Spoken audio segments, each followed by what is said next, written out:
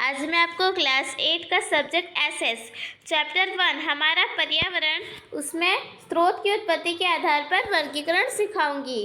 जैव अथवा जैविक संसाधन वे सभी संसाधन जो हम सजीव पदार्थों से प्राप्त करते हैं, जैसे पौधे और पशु, उन्हें जैव संसाधन कहते हैं। तो जैव संसाधन किसे कहते हैं? वे सभी संसाधन जो हम सजीव पदार्थों से प्राप्त करते हैं, जैसे पौधे और पशु, उन्हें हम जैव संसाधन कहते हैं। हम वनस्पति जीवन और पशुओं से अपना भोजन प्राप्त करते हैं। इनमें सम्मिलित है वन और उनके उत्पाद, कृषि फसलें, पशुओं के चारे के रूप में घास, वन्य और घरेलू पशु, सरीसृप, मछलियाँ इत्यादि। स्वयं मानव भी इसी श्रेणी में आते हैं। मानव संसाधन इन सभी जैव संसाधनों में अधिक महत्वपूर्ण है, क्योंकि मानव के पास बुद्धि है, वे इसका सही उपयोग अन्य संसाधनों के उपयोग में कर सकते हैं। अब अजैव तथा अजैविक संसाधन वे संसाधन जो हम निर्जीव पदार्थों से प्राप्त करते हैं, अजैविक संसाधन कहलाते हैं। तो अजैविक संसाधन किसे कहते हैं? जो हमें निर्जीव पदार्थ से प्राप्त होते हैं। सामान्यतः यह पृथ्वी के गर्भ में होते हैं। सभी धातुएं जैसे सोना, चांदी, तांबा, लोहा इत्यादि अजैव है। उन्हें मानवों द्वारा निकाला जाता है और वे प्रयोग के बाद पुनः प्रयोग होने योग्य नहीं है। अजैव संसाधनों की उपयोगिता उनके पहुंच और मूल्य पर निर्भर करती है। अजैव पदार्थ की उपयोगिता क्या है कि हम उन पर पहुंच पाते हैं या नहीं, और उनके मूल्य पर निर्भर करती है। उनके भंडारों को मानवीय प्रयासों द्वारा बढ़ाया नहीं जा सकता। उद्योगों के विकास के इन कारण संसाधनों की ज़्यादा मांग है। अब विकास की अवस्था के आधार पर वर्गीकरण। संभावित संसाधन ये वे संसाधन हैं जो एक क्षेत्र में मिलते हैं और भविष्य में प्रयोग किए जा सकते हैं। नदियों में जल विद्युत शक्ति बनाने की संभावना है। भारत में भाखड़ा नंगल परियोजना और यूएसए में टेनेसी घाटी परियोजना इस संसाधन के अच्छे उदाहरण हैं। पेट्रोलियम निश्चित पथरीले क्षेत्रों में मिलता है और जब तक उसे निकाला नहीं जाता वह संभावित संसाधन बना रहता है।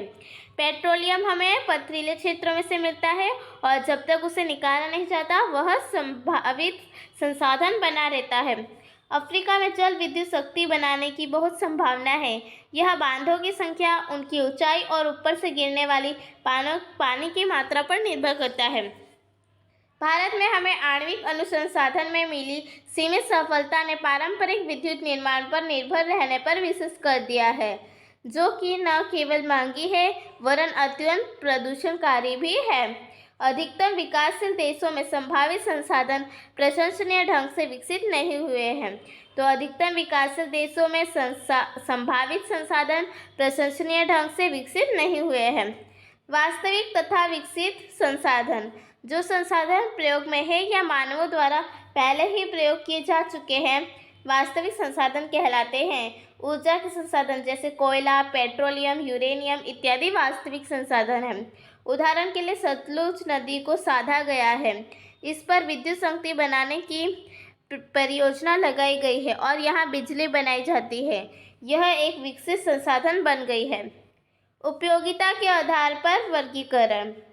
प्रकृति में कुछ ही ऐसी वस्तुएं हैं जिन्हें हम सीधे प्रयोग कर सकते हैं। अधिकांश प्राकृतिक संसाधन से मानवीय उपयोग की वस्तु निर्मित करने के लिए कुछ प्रक्रियाओं की आवश्यकता होती है।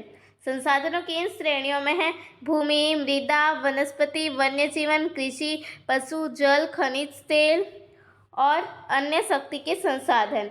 इनका एक विस्तृत विवरण और वितरण आने वाले अध्यायों में दिया गया है। कृषि संसाधन जो संसाधन हम कृषि से प्राप्त करते हैं, कृषि संसाधन कहलाते हैं। ये संसाधन हमें भोजन, कपड़ा और शरण उपलब्ध कराते हैं। लगभग 70% भारतीय जनसंख्या कृषि कार्य में जुटी है, इसलिए इस देश में कृषि अत्यंत महत्वपूर्ण संसाधन है। परंतु सिंचाई के लिए हमारी वर्षा पर निर्भरता और बीजों की निकृष्ट गुणवत्ता ने हमें पूर्ण लाभ से वंचित किया है। अब पशु संसाधन जो संसाधन हम पशुओं से प्राप्त करते हैं, पशु संसाधन कहलाते हैं। लोग पशुओं को दूध, मांस, खाल इत्यादि के लिए पालते हैं। आज भी भारत में काफ़ी लोग खेतों की जुताई के लिए बैलों की मदद लेते हैं और उत्पाद ले जाने के लिए बैलगाड़ियों का प्रयोग करते हैं। ऊर्जा संसाधन कोयला, पेट्रोलियम, प्राकृतिक गैस और इत्यादि ऊर्जा के संसाधन हैं। खनिज संसाधन, पृथ्वी के गर्भ से खनन से प्राप्त संसाधनों को खनिज संसाधन कहते हैं। खनिज संसाधन किसे कहते हैं? पृथ्वी के जो अंदर खुदाई से हमें मिलते हैं उसे खनिज संसाधन कहते हैं। लौह अयस्क, तांबा, सोना, कोयला इत्यादि खनिज संसाधनों के उदाहरण हैं। मौलिकता के आधार पर वर्गीकरण, प्राकृतिक संसाधन, भूमि, वन, मृदा, पानी और खनिज इत्यादि प्रकृति प्रदत्त संसाधन हैं। अर्थात भूमि, जंगल, मिट्टी, पानी और खनिज हैं, यह हमें प्रकृति से द्वारा प्राप्त की गई संसाधन हैं। मानव इनसे अपनी आवश्यकता की पूर्ति सीधे अथवा कुछ परिवर्तन करके कर सकता है और इस संसाधन का उपयोग मानव सीधे या फिर इसमें कुछ प्रक्रिया करके कर सकता है। मानव निर्मित संसाधन, मानव द्वारा बनाई गई वस्तुएं जैसे अलमारी, कूलर, कार, बस, मोटरसाइकिल, जहाज आदि मानव निर्मित संसाधन हैं। तो जो मानव द्वारा बनाई गई वस्तु है जैसे अलमारी, कूलर, कार, बस, मोटरसाइकिल, जहाज, ये सब क्या है? मानव निर्मित संसाधन हैं। निसंदेह प्राकृतिक संसाधनों का प्रयोग कच्चे माल की भांति मानव द्वारा बनाई गई वस्तुओं में हुआ है, फिर भी वे अधिक उपयोगी है क्योंकि वे जीवन की कठिनाइयों को हटाने में मदद करती है।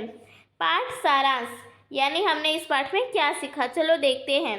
हवा की आवश्यकता सांस लेने, पानी की पीने के लिए और मृदा की फसलें उगाने के लिए होती है। तो हवा की आवश्यकता हम सांस लेने में करते हैं, पानी को पीने के लिए और मृदा में फसल उगाने के लिए इनकी आवश्यकता होती है। संसाधन की श्रेणी में केवल निर्जीव पदार्थ, वनस्पति या अन्य जानवर ही नहीं आते, वरन स्वयं मानव भी आता है। मानव को भी मानवीय संसाधन के रूप में जाना जाता है। भारत में हमारे पास कई जल विद्युत उत्पादन केंद्र हैं, जहां हिमालय अथवा पश्चिमी घाटों से आने वाली जल धाराएं उपयोग में लाई जाती है। अफ्रीका में जल विद्युत शक्ति बनाने की बहुत संभावना है। यह बांधों की संख्या, उनकी ऊंचाई और ऊपर से गिरने वाली पानी की मात्रा पर निर्भर करता है। प्रकृति में कुछ ऐसी वस्तु है जिन्हें हम सीधे उपयोग कर सकते हैं। अधिकांश प्राकृतिक संसाधन से मानवीय उपयोग की वस्तु निर्मित करने के लिए कुछ प्रक्रियाओं की आवश्यकता होती है। आज के लिए बस इतना ही। अगले वीडियो में आपको मैं एसएस का चैप्टर 2 पढ़ाऊंगी। अगर आपको इसके अभ्यास भी चाहिए तो हमें कमेंट बॉक्स में लिखकर ज़रूर बताइएगा और हमारे टेलीग्राम चैनल को ज्वाइन कीजिएगा तथा इंस्टाग्राम चैनल को फॉलो कीजिएगा। इसकी लिंक आपको डिस्क्रिप्शन बॉक्स में मिल जाएगी।